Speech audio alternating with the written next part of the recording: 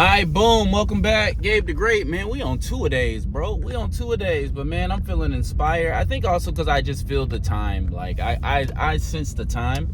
I think one of the things that I've been blessed with or I've worked really hard at is discernment. And I can just sense the times. We are in a revolutionary time. And so I think that's why I'm just uploading so much. Also, I need to give you guys a blueprint when they come get me.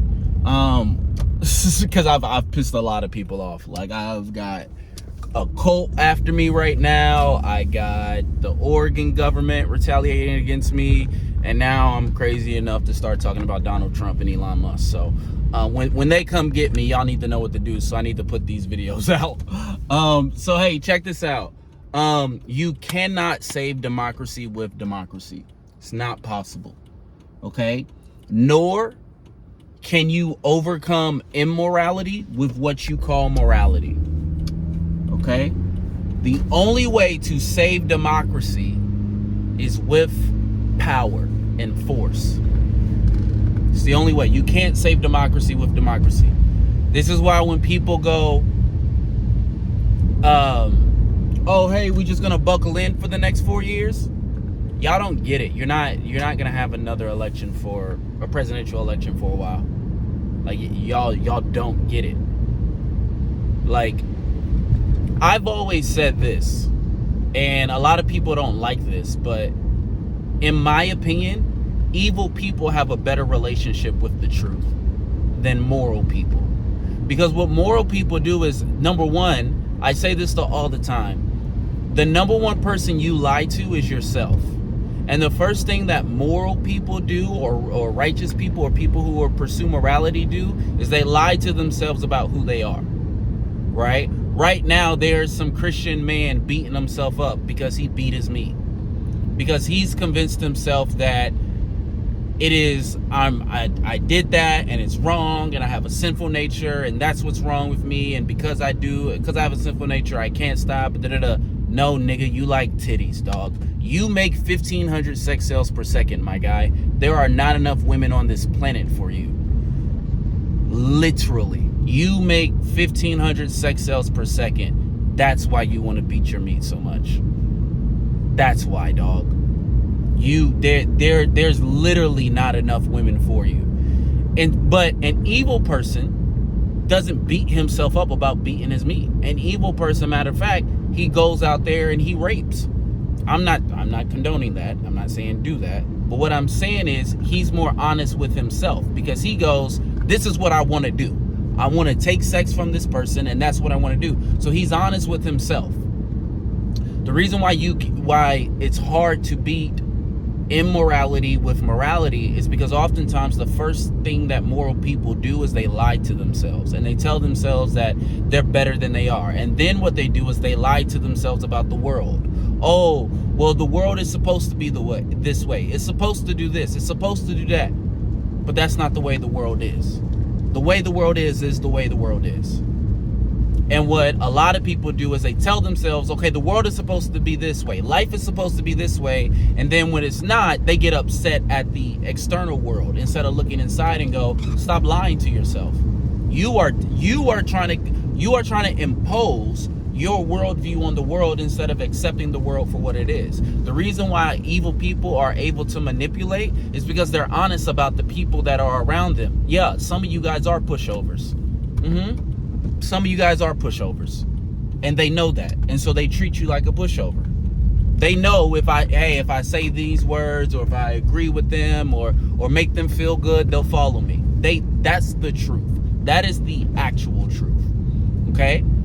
So the reason why you can't save democracy with democracy is because democracy can be easily hijacked. One, democracy is just us voting people, right? Or our representative republic, right? They love to obfuscate by going back and forth between, a republic and a democracy. People like to get in those, we major in the minors. These are bad faith actors. Don't give them the time of day. But the reason democracy can be easily hijacked.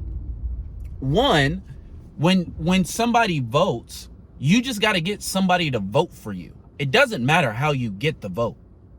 You don't actually have to deliver on what you said you were going to deliver on. You just have to secure the vote.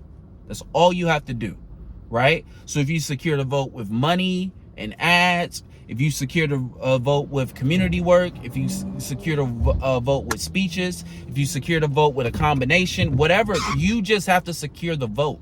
So democracy doesn't guarantee that the right people get elected, because I can use nefarious, evil, like, I double speak. I can use double speak to just get your vote, because that's all I need is your vote. So democracy does not guarantee that the right people will get into power. And this is what so many people have talked about for so many years, right? Since the beginning of democracy, the biggest fear of democracy is the people, right? That's the greatest fear. The people can be easily manipulated and hijacked. Stupid people exist. Again, moral people will tell themselves, oh, it's not nice to call people stupid. It doesn't matter if it's not nice, it's honest. Most people are stupid. You have an average level of intelligence in a society, 50% of the people are below that. Right? And when you have an education system that dumbs you down, and an entertainment culture that dumbs you down, and a political structure that gets more power from an uninformed electorate than an informed electorate, you're going to have an uninformed electorate. So that democracy can't save. You can't vote out a tyrant by definition. Like you can't vote out a tyrant. That's not possible. It's not possible to vote out a tyrant. Dictators win elections, guys, because the other way, you can just rig the election. You can just rig the election. I feel like many Americans genuinely believe or suspect the 2024 presidential election was rigged, and that we're not even sure if Donald Trump actually won it. And if he did, it's through stolen votes and all these voters slashing voter registration and all this other bullshit. You can't save democracy with democracy. Everything, right, is backed by force and power. I read this book last year called, I think it's called Big Gods. But one of the points in it, it talks about how research has found out that the belief in heaven inspires people, or makes people feel good. Heaven makes people feel good, but hell makes people do good. Without consequences, people aren't gonna do the right thing. This is why democracy can't be saved with democracy, because the nature of democracy is us going, you take care of it, you govern us, you deal with the issue. We are giving our trust to someone to actually dole out the consequences. So what happens when the people we elected to dole out the consequences, or to uphold our values, don't do that? Oh, well, we'll just vote someone else in. Okay, but what if that person doesn't do it? Then we'll vote someone else in. Okay, what if that person, you see what I'm saying? What if the political system, the election process gets to a point where people don't even expect politicians to do the right thing? Where dirty politician is like an oxymoron. We expect our politicians to lie. We expect our politicians to, we don't even expect the politicians to do it. So democracy can't save democracy. The only thing that can save democracy is force. This is why you have to build a hell. You have to build hell, and then you gotta fight like hell to keep people from it. So for instance, when you're dealing with children, if I tell one of my daughters, hey, AV, don't do that. If I am unwilling to dole out consequences for that, for whatever I'm telling my daughter not to do, if I'm unwilling to dole out consequences because I don't want to hurt her feelings, or I don't want to see her cry, she's going to do it. She's going to do it because there's no consequence. Now, I practice gentle parenting, so I don't spank any of my children, right? So I've had to get very creative, and I had to go, okay, what are the consequences I can come up with? Because I don't practice gentle parenting, that means that I even have to watch when I yell, because yelling is like my last resort, right? If we get to yelling, right, it's particularly for my minor children, I don't have anything else because I'm not going to put my hands on them. I'm not going to spank them. I'm not going to do it. So I have to get creative with consequences that's even before yelling, right? So what that means is I actually have to be a proactive disciplinarian. I can't just wait till my kid messes up and then discipline her. I have to set her up for success. I have to use positive reinforcement. So when she does do right, when she is doing right, this is why gentle parenting doesn't work for a lot of people, because y'all don't implement positive reinforcement. So discipline isn't just you did this wrong or spanking a kid when they do wrong. Discipline is also rewarding a kid when they do well, right? So I know what my hell is in my household. My hell is me raising my voice. And because it doesn't happen that often, everybody in my household is very afraid of me raising my voice. Because it's not like I'm yelling every other week or every other day. Daddy yells like once in a while. So when daddy yells, something big has happened, right? But they do need to hear my voice in other ways. So a lot of what they're hearing is positive reinforcement. So when they do well, I reinforce that behavior so it inspires them to continue to do well, right? But if it gets to a point where I gotta implement consequences, I have to implement consequences. So I'll often say the consequence, hey, Avi, do this or I'm taking this toy away, right? I say the consequence, and then if she doesn't, I have to take the toy away. I can't negotiate with her. I can't say, hey, I said do that, and you didn't do it. Remember what I said? I can give her a warning, maybe 2, but never 3. I have to implement the consequence, because if I do not implement the consequence, my word becomes shit to my daughters. My word doesn't mean shit. Okay, daddy, you told me to do it, but okay, I'm going to do it, and then what? I'm going to cry, I'm going to whine, and then you're going to let me do what I want to do. You have to take that same thing and apply it to society. Democracy has to be, one, if you want democracy, you have to get positive reinforcement. So when you have citizens who do well, who are doing the right thing, you reward them. It's one of the reasons why I think one of the biggest ways to get money out of politics is you just make federal politicians wealthy. Like, I would just pay all politicians $1 million, but make it illegal for them to get any other they can't make any other money while they work for the government. If you make being a politician, if you get $1 million as a politician, guess what you do? You incentivize the right people to become leaders, right? And you and so what's going to happen is you're going to get the good guys competing with the bad guys. And the thing about the bad guys is the bad guys don't actually have good ideas. And so the bad guys, when they go to get office and they do bad, and then we knew that we had a guy over here who is a good guy. Good guys probably have already done some work, so we've seen their track record. So if we fall for this guy, right? If we fall for this guy, but we know that there are other good men out there, okay, the good men are always going to be incentivized to be politicians, because if I become a politician, I'm wealthy. My name means something in society. People like my kids are afforded a luxury that is way higher than the general population. You want to reward your politicians. You don't fix bad politicians by making it undesirable for it to be a politician. No, you make being a politician attractive to a bunch of people. You use positive reinforcement. Now, in the background, you build hell.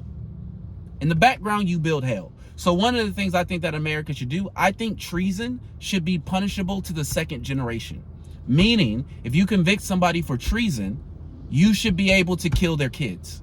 Because it is nonsensical to believe that someone who was committing treason was not preparing their children, or was not teaching their children about it. And the idea that if you have a treacherous son and you kill the treacherous son's father, that treacherous son now has a motivation forever to commit treason against the government. Look at all these Nazis. Nazis were inspired by the United States, did what they did in Germany.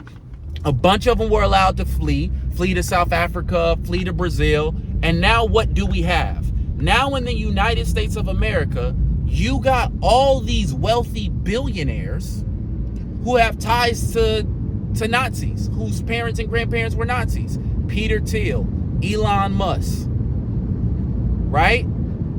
You got all these people. They've been saying that Trump is a Russian operative forever. I don't know if it's true, but you have all these people. Why? Because all the Nazis that were allowed to flee, they didn't stop being Nazis. And they just learned how to conceal it, and then they taught it to their children, and then their children became billionaires because they were already set up in other parts of the world. So when you have a scourge, something like white supremacy, something like Nazism, you have to build a hell for that shit. You have to build hell. You have to build hell for it, okay? And then you fight like hell to make sure people never get there. You're hard line about white supremacy. You don't let white supremacists get on social media. You don't let under the guise of freedom of speech. No, some speech is, we can't have a functioning society if you just let bullshit that is dangerous talking points just be out there in the universe. No, guys, you can't do that. You can't do that. You can't let white supremacists just build build platforms under the guise of free speech. You have to be intentional about how you build your country. You have to be. You have to have politicians and leaders that are actually upholding a true ideal, right? The founding fathers weren't who we've mythologized them to be. They just weren't. And until we're ready to get gut level honest about that, you are always going to have a society full of bullshitters. You are always going to have a society full of bad faith actors because we won't be honest about it. So if you want to save democracy, whether you like it or not, you're going to have to use power and force. Stop being mad about power. Stop being mad at power, right? Stop being mad at the people in positions of power. No, power is necessary. Our country is too big not to give people power. We're going to have to give people power. Stop being afraid of power. Stop raging against power and understand that power is the only thing that backs democracy. If you do not back democracy with force and power, this is why I tell you guys think, oh, we need the lawyers to fight. Yes, that's part of it. But don't expect the judicial branch to uphold shit. As a black man, I'm not afraid of no nigga in no white hood. I'm afraid of a fucking judge. Those are the people who lynch my people. Those were the people who ordered my people to be lynched. Those were the people who upheld Jim Crow laws. Those were the United States Supreme Court in the Dred Scott said that the white man's laws have nothing to do with the black man. I'm not entitled to those rights and privileges. That's what the judicial branch did. The judicial branch is not your last life. The judicial branch is what gave Donald Trump presidential immunity. The judicial branch is what allowed a criminal to become a president. You idiots thinking the judicial branch is going to save you are stupid. You have one defense, the military. That's it. When Donald Trump has full control over the military, at that point, we may be fucked. At that point, we may be fucked because democracy must be backed by power. You don't have a choice. Because in a free society, free societies are going to birth. Freedom means anything can happen. So freedom means that you got to let bad guys exist. Bad people are going to exist. And I'm not saying we need to be thought police. And I'm not saying we need to be speech police. I'm saying we need to action. We need to look at people's action. But when people commit those actions, you can't go, hey, I said don't do that. Hey, I said don't do that. Hey, you're not supposed to do that. At some point, you have to send people to hell and do it publicly. So everybody, that's why they did public executions. I'm not saying we need to bring back public executions, but the general public needs to know they're in a country that respects the rule of law. We do not let rich people, the people who are rich in our society are actually rich based upon merit, because they are actually better at other people in their individual fields. That's why they're billionaires. That's why they're wealthy. They're not wealthy because of of suppression and illegal activity and all and backroom deals and this shit. No, we have people at the top of society because they've worked hard, because they're actually the best people in their positions. But we don't live in a society where we reward the best of the best. We reward people who commit fraud. We reward people who are fam, this is why I said, dog, we need strong leaders. We need authoritative leaders. It's the fool, the arrogant, self-righteous, intellectual fool thinks everybody can do it like I can do it. No, they cannot. People need leadership. People need to tell them people who are going to tell them what's right and what's wrong. And people need people who are going to be brave enough and who have the moral courage to hold these people accountable, from the United States Supreme Court all the way down. And until we get that, we do not have the United States of America. Democracy can't be saved with democracy. Democracy has to and will always be saved with force. If you are in a constitutional crisis, which you have been for years now, but white people won't wake the fuck up.